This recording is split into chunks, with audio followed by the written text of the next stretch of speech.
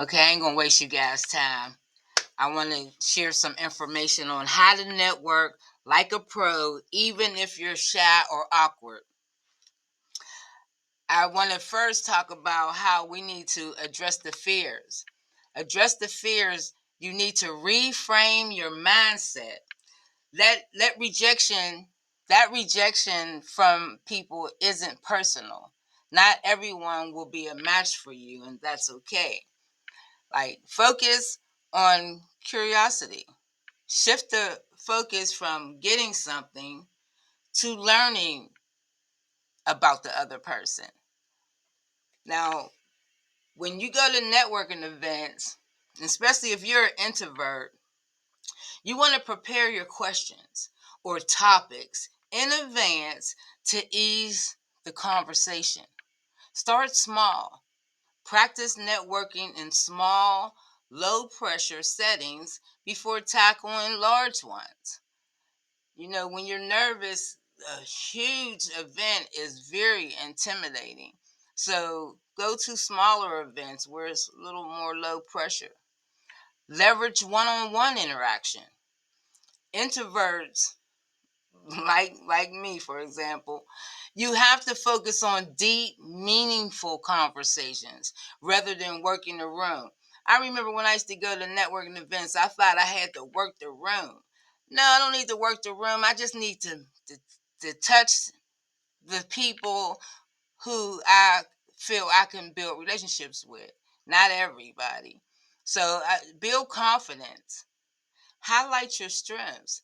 Identify and articulate your unique value propositions. Like when I go to networking events, depending on what type it is, if it's government or construction, I take my capability statement. I'm prepared to like give them information about my company if I'm just trying to build relationships. And that's what networking is, building relationships. Say a mock networking scenario. Practice common interactions to build confidence. Like the more you go to networking events, the better you get at it. Set achievable goals, starting with the goal of meeting 2, 3 new people per event. Now, that's not even a high or intimidating goal. Talk to 2 or 3 people per event. Imagine how your network grow. Your network is your network. Navigating. Now, this here, I'm going to talk about this, but this is a barrier too. Navigating culture or language barriers. Like there's a lot of Spanish companies that I know. We can communicate, but for example, they had a networking event. I didn't feel that was the right place for me because there would have been more people there that I couldn't understand than that I could understand. So, research your culture nuances if networking in a new environment. There's also nonverbal communication, the power of the body language, smiles, and gestures. You can just smile at somebody and they'll feel comfortable approaching you. You always want to make yourself approachable, not walking around looking all mean and like nobody don't want to say nothing to you. Look mean. So you want to practice your body language, your smiles, and your gestures. Prepare key phrases. Practice introductions and responses that you are comfortable with. Manage time constraints. There's virtual networking. You can use online platforms like LinkedIn or attending webinars to save time if networking, going networking is a problem time wise for you. And then prioritize quality over quantity. Create strategies for identifying and targeting high value connections. And like would that mean quality over quantity? Like you want quality relationships. You don't just want to say you have 100 people that you met and stuff. You want quality relationships. And even when you can't don't do nothing with them. You follow up and you say, "Hey, how you doing? Just thought about you. Thought I'd check in, see how you doing." Email. Um, the lack of experience or expertise, it grows. You learn as you go. Adopt a learner's mindset where you ask questions and learn from others, making them approachable. You don't always have to be going to people because it's something they could do for you. Go see what you could do for them or see what they do. You can volunteer at events, offer to help at a networking event to naturally interact with people. You can be a greeter. You're going to see everybody that come in the door and you'll break the ice of you being nervous because you done spoke to them and they done seen you already. And that'll help you break the ice from social anxiety. And then you can do a visualization technique. Visualize positive outcomes before an event. Start with a friendly face. Start a conversation with someone who seems approachable. They could be standing alone or near the food. Because what I learned, and this took the fear of networking from me, I found out they were probably just as uncomfortable as I was. And I found out I went to a networking event to somebody where I seen somebody I highly respected, and I was even fearful of approaching her. And then we talking anyway, and she says to me, "Everybody's nervous." She said, "I'm nervous when I come." I said, "Really?" So when you get there, just take a deep breath. Do relaxation techniques to calm your nerve before approaching people.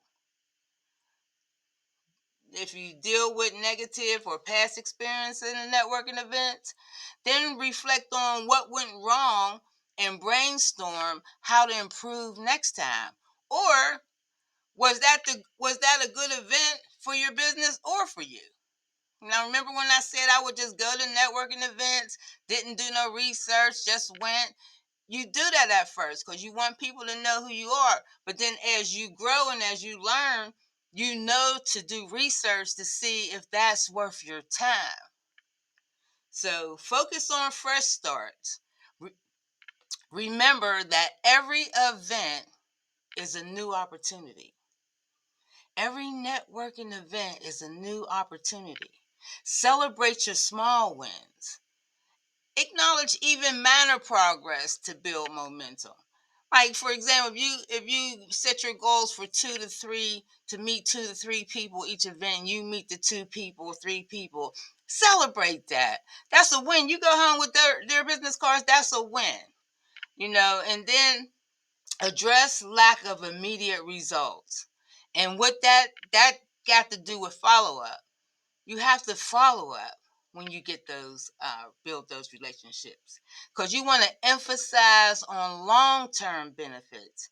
Networking is all about relationship building, not instant outcomes. So just know when you go to network, you're not going there for sales. You're going there to build relationships. Sorry, my office light keeps going off. So, and then you want to stay consistent. Go to regular networking events to keep the momentum going, because the ultimate goal is to let people know who you are.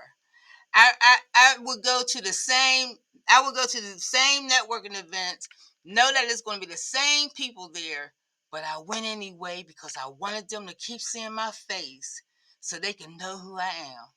And that's how that works. And it's a process. So you can track your progress, maintain a list of connections, and note follow-ups or opportunities over time. Like you be so new, you might can't use some people's business or their services